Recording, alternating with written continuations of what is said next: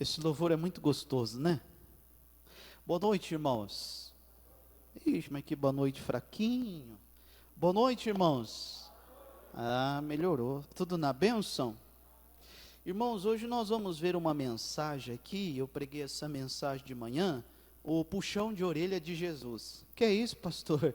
É um puxão de orelha do nosso Senhor e Salvador Jesus. Ninguém gosta de ser chamado a atenção, mas às vezes é necessário. Às vezes nós somos chamados a atenção pelo nosso patrão. Quem já foi chamado a atenção por um patrão aqui? Viu? Às vezes somos chamados a atenção da professora. Às vezes somos chamados a atenção do nosso pai. Às vezes a nossa mãe nos chama a atenção. A verdade é que nós não gostamos. E o pior é que tem pessoas que, além dela não gostar, ela retruca. Ela tem dificuldade para ser repreendida. Apesar de não ser bom, de não ser gostoso, mas às vezes uma repreensão, um puxão de orelha, claro, para efeito de comparação, né, vai fazer bem. Porque vai colocar você de novo no caminho, no trilho. Então a pessoa que tem dificuldade para ser repreendida, ela é o tipo de pessoa que não gosta de levar desaforo para casa. Você sabe que Pedro era assim, irmão. Pedro era meio turrão no início. Jesus foi carinhosamente conversar com Pedro, falar: Pedro, eu estava orando e Satanás, ele pediu para cirandar a sua vida. Pedro devia estar fazendo alguma coisa errada. E Jesus falou: olha, abre teus olhos, eu estou orando por você, mas você vigia, tá, Pedro?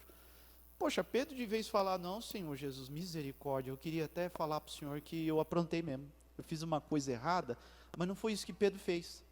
Pedro chegou e retrucou com Jesus, falou: pô, Jesus, brincadeira, o Senhor vem chamar a minha atenção, eu queria dizer uma coisa para o Senhor, talvez o Senhor não sabe, eu estou pronto para ir com o Senhor até a morte. E foi, irmão, ele foi até lá. Quantas vezes o galo cantou? Uma vez. E ele negou quantas vezes? 3 vezes. E ali Pedro, Jesus olha para Pedro no momento em que está carregando a cruz, e Pedro então, depois se torna um grande homem de Deus. Pedro se torna uma grande bênção nos caminhos do Pai, mas Pedro deu trabalho, irmão. Às vezes nós somos Pedro, às vezes, mas Jesus ele tem muita paciência comigo e com você. Então Jesus ele vai puxar a orelha aqui dos discípulos. Quem é discípulo? Tem discípulo de Jesus aqui? Eu sou discípulo de Cristo. Abra sua Bíblia no livro de Marcos, o puxão de orelha de Jesus. Marcos capítulo 8, Marcos 8, 10. Vamos ver esse puxão de orelha de perto aqui, irmão. Alguém já tomou um puxão de orelha do pai, da mãe? Ai, meu Deus, até hoje eu sinto minha orelha aqui. Parecia que a orelha ia sair na mão da minha mãe. Livro de Marcos, capítulo 8, versos 10.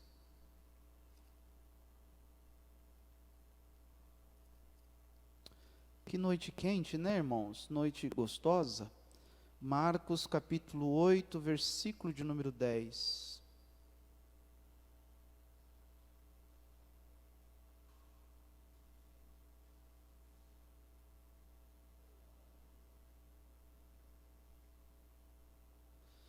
Deixa eu explicar para você um pouquinho aqui desse início, para a gente mergulhar nesse texto sagrado e entender o que a Bíblia está dizendo. Marcos, capítulo 8, versículo 10. Marcos 8, 10. Quantos acharam? Diga amém, Jesus.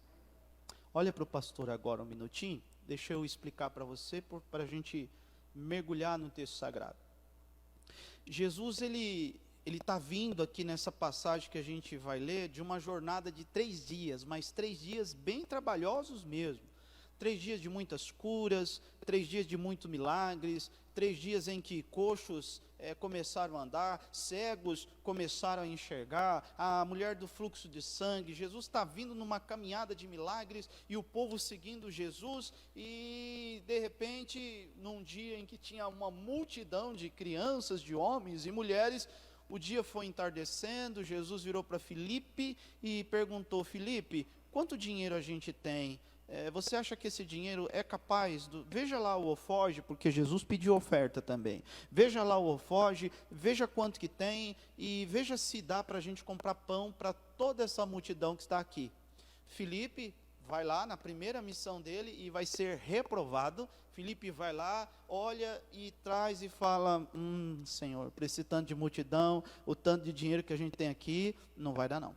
Mas a Bíblia diz que Jesus estava perguntando isso para o experimentá-lo, porque Jesus já sabia o que iria fazer e fez. Tinha um menino que tinha alguns pães, alguns peixes, e ele levantou aqueles pães e peixe e fez a multiplicação. É essa passagem que nós estamos aqui. E então Jesus mandou que todos se sentassem e foi servindo, né, os pães e os peixes. Bom, acabando então esse dia, Jesus então se prepara para poder sair. Aí a gente entra no texto sagrado, que é o livro de Marcos. Qual capítulo, igreja? 8. E qual versículo, igreja? 10. Leia com atenção. E entrando logo no barco com os seus discípulos, foi para as regiões de Dalmanuta. Dá uma paradinha aí, vamos estudar isso aqui. Então Jesus olhou para o Marcos, olhou para o Lucas, olhou para o Felipe, falou: vai arrumando a embarcação que eu já estou indo. A gente vai sair dessa região e vai para um outro lugar. Eu expliquei de manhã que Jesus, ele nunca ficava num lugar só. Jesus, ele de tempo em tempo, ele ia para outras regiões. Ele ia para outras aldeias. Ele ia para outra cidade. Tinha as pessoas até que: Jesus, o senhor tem que ficar aqui, fica aqui no nosso meio, fica com a gente, nunca mais vai embora. E Jesus não fazia isso não. Jesus, ele ia socorrer.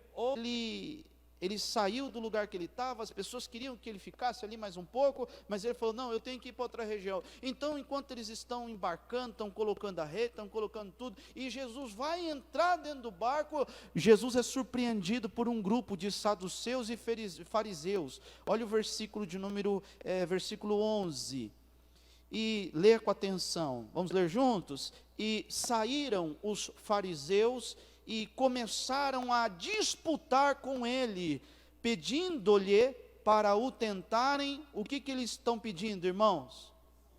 Um sinal, né? Eles estão pedindo aqui um sinal, mas não é qualquer sinal não, esse sinal tem que ser da onde? Poxa, que chato isso, irmão. Eles tinham acabado de presenciar a multiplicação dos pães e peixes. Eles tinham visto quando Jesus cuspiu na terra, fez 2 bolotas de barro, colocou nos olhos e aquele homem voltou enxergando. Eles viram aquela mulher do fluxo de sangue que tocou nas vestes de Jesus e foi curada. Mas esses homens, eles não estavam satisfeitos, eles eram incrédulos. Eles queriam que Jesus fizesse algo extraordinário, só se fosse um raio para cair na cabeça deles. O que eles queriam? Que um anjo viesse tocando e escrevesse Jesus de dourado no céu? Eu não sei o que eles queriam. E tem pessoas que é assim, ela é ingrata para com Deus, ela quer um sinal, ela quer um milagre. Você quer um milagre de verdade? Eu vou te falar, quem está vivo aí, levanta a mão direita, só quem está vivo, quem está morto não precisa não. Diga: obrigado, Jesus. Você está vivo, irmão, esse é um sinal de que Deus está com você. Você está respirando aí? Diga: obrigado, Jesus. Isso é um sinal que Deus está com você. Mas tem gente que ela quer mais, ela quer algo extraordinário. Não, irmão, enquanto você tiver vida, enquanto você estiver respirando, enquanto você tiver comida, este é o maior sinal da vida. Você pode perder muitas coisas nessa vida, agora dizendo de bens materiais, mas se tem vida, você trabalha e consegue de novo, sim ou não? Sim ou não, igreja? Não consegue? É verdade ou não é? Agora, sem saúde, uma pessoa consegue trabalhar? Não, não consegue. Uma pessoa que está doente, que não pode se levantar, consegue conquistar alguma coisa? Não, não consegue. Porque o mais importante de tudo não é a prosperidade. Não é. O mais importante de tudo não é a saúde. Não é. O mais importante é a salvação. Diga: é verdade, Jesus. É para onde você vai. vida financeira, saúde, isso aí Jesus vai dar para mim. Ele cuida até dos passarinhos. Se Ele cuida dos passarinhos, Ele vai cuidar de mim também. Então, esses homens, eles eram incrédulos, tinham uma dureza dentro do coração deles, que não deixava enxergar, e Jesus vai ficar chateado. Jesus vai ficar chateado. Olha o versículo aqui, número 12, vamos ler. Você pode fazer isso? E suspirando profundamente em seu espírito, disse: por que pede esta geração um sinal? Em verdade vos digo que esta geração não se dará sinal. Olha, pastor Luiz, seu filho já fez uma arte assim, sua esposa, ou alguém que você conhece, fez um negócio que você fez assim para ela, ó, e deu aquela olhada 007 assim, você deu uma suspirada assim, quem já fez isso? Essa geração não vai ter nada. Você sabe por que vocês não vão ter nada? Você quer aprender? Segura aí, e vamos lá, no livro de Hebreus, capítulo 4, verso 7. Por favor, abra sua Bíblia, é importante você ir até lá. Hebreus, livro de Hebreus.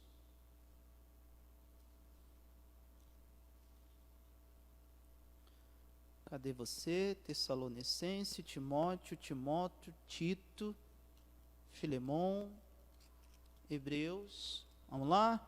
Hebreus capítulo 4, versículo 7. Vamos ver o que Deus diz aqui.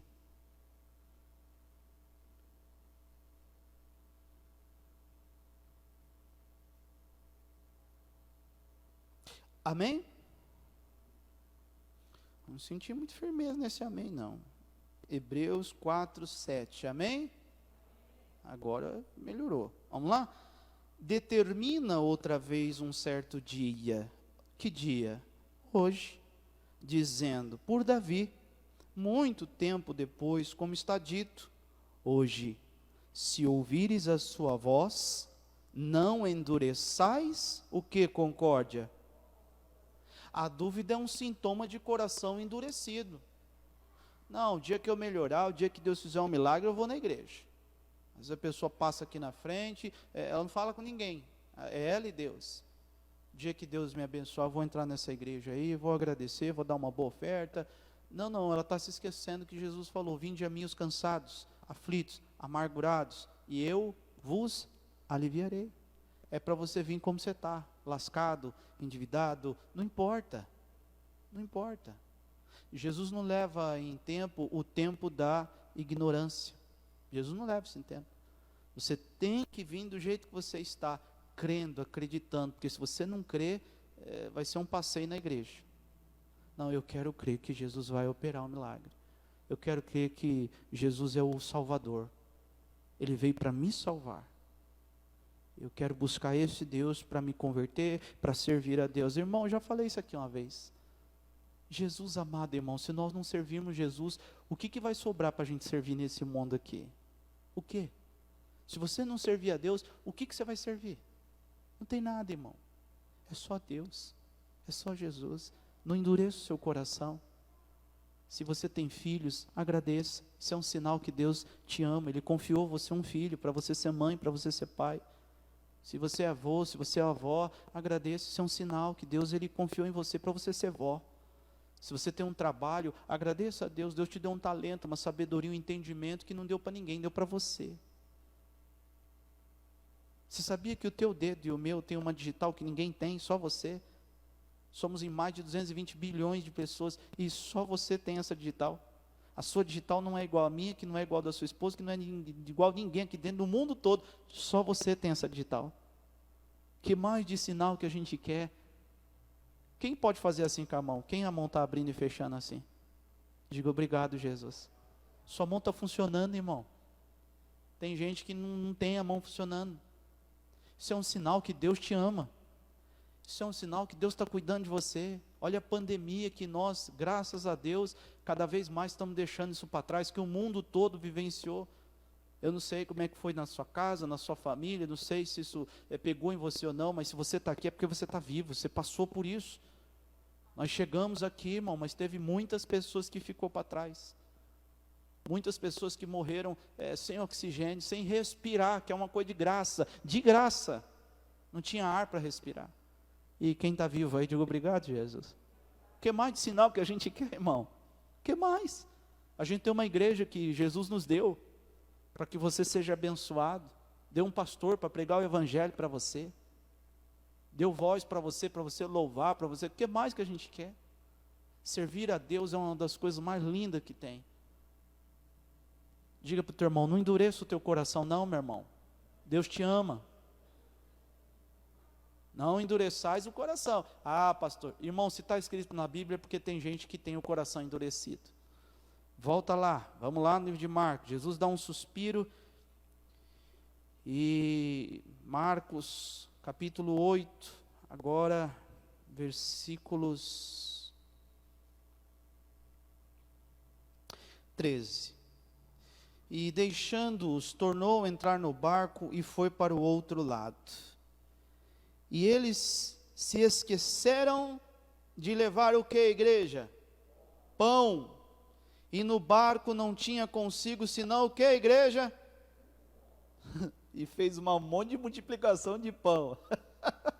Era pão que sobrou. A Bíblia diz que eles ficaram, sobrejou pão, eles ficaram satisfeitos. Você já ficou satisfeito?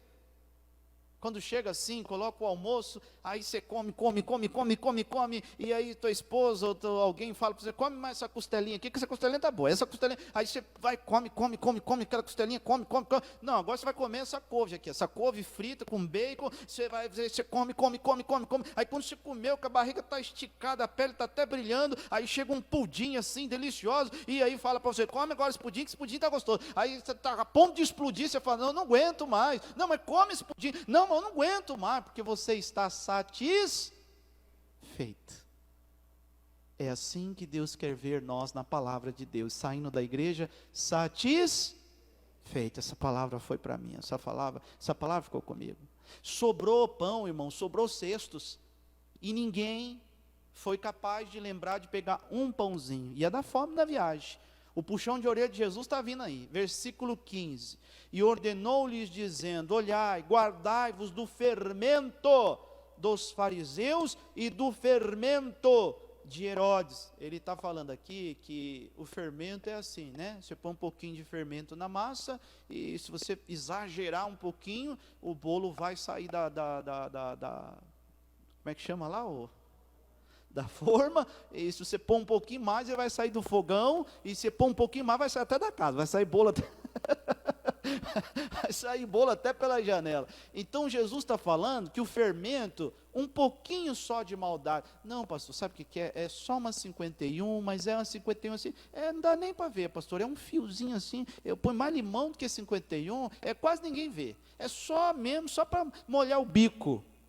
Não, pastor, esse cigarro aqui, eu vou dizer para o senhor, eu não sou fumante não, é só mesmo para, sabe assim, para dar uma tragada e eu já jogo fora, eu nem chego a fumar tudo, chegou na metade ali, Jesus está falando que não, Jesus está falando um pouquinho desse fermento, um pouquinho desse palavrão, um pouquinho dessa mentira, um pouquinho dessa coisa errada, vai azedar tudo. Então Jesus está falando, não vai nessa na maldade desse povo não. E aí Jesus continua e o puxão de orelha vai chegar. 16. E arrazoavam-se entre si dizendo, é porque não temos pão. Eles estão cochichando, eles estão conversando. 16, olha lá, arrazoavam entre si dizendo, é porque não temos pão. E Jesus conhecendo isso, disse-lhes, para que arrazoais que não tendes pão? Não considerastes, nem compreendestes ainda? Tendes ainda o vosso coração, o que, concórdia? Endurecido? Tendo olhos, não vedes?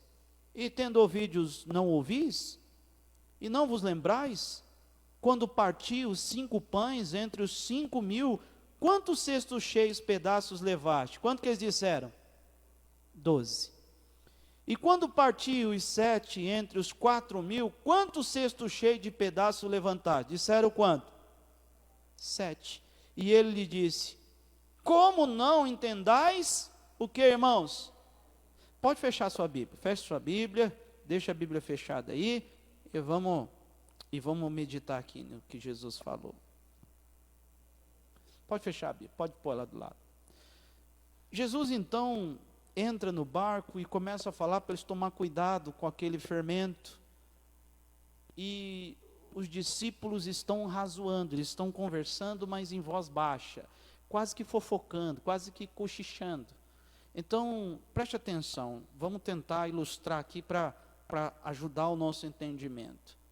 Eu acho que Marcos olhou para Lucas e falou assim: Lucas, a viagem é longe daqui até Dalmatuna, dá quase 3 dias. Você pegou algum pão? E aí Marcos olha e fala: não, eu não peguei pão não. E aí Marcos vai um pouquinho mais adiante e conversa com Judas. Judas, você lembrou de pegar pão? Porque já está dando fome, não tem nenhum pão. E aí Judas fala: não, vê com o Pedro. Eu vi o Pedro mexendo na sacola lá, vê com ele. E aí Pedro vai e, não tem pão não, mas como que você esqueceu de trazer pão, rapaz? Nós vamos morrer de fome. E agora, o que vai acontecer? E Jesus está atento a tudo, irmão. Jesus interrompe aquele cochichinho, aquele burburinho, e fala assim: vocês não estão entendendo não? E aí ele começa a lembrar os discípulos de quando ele multiplicou o pão, porque eles podiam não ter pão no barco físico, mas eles tinham Jesus, que era mais do que o pão. Ele tinha o poder de transformar do nada algo para que eles pudessem prover naquela viagem. Irmãos, tem gente que ela quer levar tanta coisa na vida dela, no barco dela, o barco dela é a vida. Ela quer levar a mãe, ela quer levar o filho, ela quer levar as ovelhas, mas não quer levar as ovelhas não, ela quer levar lã, ela quer levar a casa, ela quer levar o carro, ela quer levar tudo, ela carrega tudo dentro do barco, ela vai pondo, ela vai amontoando, e aí Jesus chega para entrar no barco, ele olha e fala assim: tem lugar aí? Ah, Jesus, não dá, porque está cheio de coisa, eu já estou levando a casa, minha sogra também está aqui, eu tenho essas lãs de ovelha, vê se o senhor não vai de avião. Não tem espaço para Jesus na vida da pessoa. Quem está entendendo? Diga amém, Jesus. Jesus quer entrar na sua vida, mas não dá, porque você está tão ocupado. É tanta coisa que você tem que fazer. Eu tenho que trabalhar, eu tenho que cuidar do meu filho, eu tenho que cuidar do meu neto, eu tenho que fazer isso, eu tenho que fazer aquilo. E quando você vê, o dia passou e você não fez nada. Você nem orou, você orar, você orou. Porque a tua vida está tão atarefada, é tanta coisa que precisa aí que não cabe Jesus. Irmão, Jesus é mais importante que o pão, diga graças a Deus.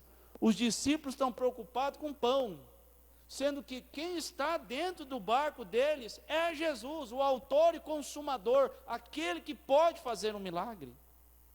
Não se preocupe com os acessórios. Pastor Jaime pregou uma pregação muito linda meses atrás. Tem gente que está preocupado com os acessórios. Se preocupe com o principal, irmão, que é a salvação. Saúde Deus te dá, prosperidade Deus te dá, agora a salvação, não pastor, eu fui liberto do cigarro e eu estou salvo. Quem falou isso para você? Tem gente que acha porque parou de fumar está salvo. Não pastor, eu parei de beber umas canjibrina e agora eu estou salvo. Quem falou para você? A Bíblia diz que nem todos que estão em Israel são israelitas. Não, pastor, deixa eu dizer uma coisa para o senhor, acho que o senhor não sabe. Uma vez salvo, para sempre salvo. Mostra para mim isso aí na Bíblia, onde está escrito? Mostra para mim ver, para mim te ajudar, porque na minha Bíblia não está escrito isso. A salvação, irmão, ela é contínua. Se eu não tomar cuidado como pastor, se eu não matar o velho Luiz, a velha criatura, todo dia, debaixo da palavra de Deus, ela vai voltar. Não volta não, pastor, está amarrado. Volta. Ela volta. Não vai nessa que uma vez salvo, para sempre salvo, porque é mentira. Você que tomava uma, você que fumava, se você ficar perto disso daí, você vai acabar fazendo. Você tem que sair fora disso aí. E se manter debaixo da presença de Deus, porque todo dia o pecado vai vir. Todo dia a tentação vai vir. Não, eu sou filho de pastor, hein? Coitado do meu filho, irmão. A salvação, ela é individual? Sim ou não? Não, minha mãe é de oração, meu pastor é de oração, eu estou aqui escorado nele aqui, pastor ora. Você já viu os crentes 6 horas? Conhece os crentes 6 horas? Quem conhece os crentes 6 horas? Ô, você está aí na igreja? Estou 6 horas por mim lá? É os crentes 6 horas. A gente ora, porque a gente é de Deus, mas ele nunca tem tempo para acertar o ponteiro dele com Deus. E diz ser salvo. Porque aceitou Jesus, foi batizado nas águas, está salvo. Vai ser uma decepção para muitas pessoas, naquele dia em que Jesus vai falar: eu não te conheço não. Mas eu estava lá, eu expulsei demônio, eu preguei a palavra, não te conheci. O milagre não é feito por causa da unção que o pastor tem também, mas o milagre é feito através do nome de Jesus.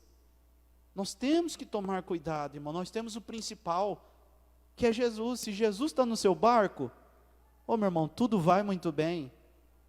Pode até ser que você vai navegar por mares agitados, mas quando você olhar, Jesus vai estar ali. Jesus está comigo. É raras as vezes assim. Antes eu fazia mais, porque eu trabalhava bastante tempo fora de casa, mas agora que eu estou no ministério, já vai fazer acho que 15 anos que eu estou como pastor, como membro, eu estou desde os 15 anos de idade, membro, obreiro, e não sei o quê. Quantas vezes, até hoje eu faço isso. Quando eu saio sozinho no meu carro, que eu preciso fazer alguma coisa que minha esposa não está, eu converso com Jesus. Se alguém passa na rua, fala assim: tadinho, tão novo assim, está doidinho. Eu converso com Jesus, irmão. Jesus, senta aqui, vamos conversar. A gente tem que ter Jesus todo dia. Você vai trabalhar amanhã, Jesus, o senhor vai comigo. Para você não errar, para você não desviar nem para a direita, nem para a esquerda. Aí Jesus dá um puxão de orelha nos discípulos. Eu estou com vocês há quanto tempo e vocês não estão vendo tudo que eu estou fazendo? Discípulo que viram Jesus, andaram com Jesus. Cuidado, irmão. Todo dia as propostas indecentes, elas vão vir na sua vida. Ela vai vir na minha vida. E nós temos que tomar cuidado. O Thales tem um louvor muito forte. Não sei se a Simone conhece. Simone está aí ou está na escolinha? Vem cá, Simone, vamos ver se a irmã conhece também. Vamos cantar junto aqui, vamos entoar junto esse louvor, porque esse louvor aqui, ele vai falar muito ao nosso coração. Deixa eu achar aqui, ele está aqui. Ô, irmão, sentado mesmo, você não precisa se colocar de pé não. Eu gostaria que você ficasse sentado e refletisse no que você ouviu nessa noite, refletisse o que Deus falou com você em algum momento. Falou, pastor. Às vezes Deus chama a atenção minha, a atenção sua, e nós... Eu nasci para te chamar de pai e andar do teu lado, Senhor, desde o ventre da minha mãe. Eu sou povo escolhido seu, eu sou abençoado, se vivo obediente. Presta atenção, concorda? Mas todo dia o pecado vem e me chama, todo dia as propostas vêm e me chamam, todo dia vem as tentações, me chamam, todo dia o pecado vem. Mas eu escolho Deus, eu escolho ser amigo de Deus, eu escolho Cristo todo dia. Já morri pra minha vida, agora vivo a vida de Deus. Mas eu escolho Deus, eu escolho ser amigo de Deus, eu escolho Cristo todo dia. Já morri pra minha vida, agora vivo a vida de Deus. Senhor, eu nasci pra te chamar de amor, eu nasci pra te chamar de pai e andar do teu lado, Senhor, desde o ventre da minha mãe. Eu sou povo escolhido teu, eu sou abençoado, se obediente. Todo dia o pecado vem, me chama. Todo dia vem as tentações, me chama. Todo dia as propostas vêm.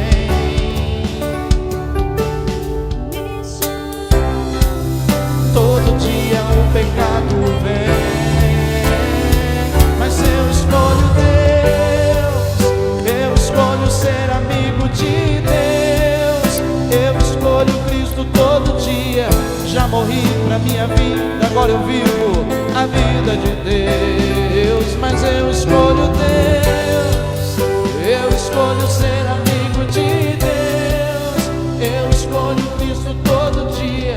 Já morri pra minha vida, agora vivo a vida de Deus.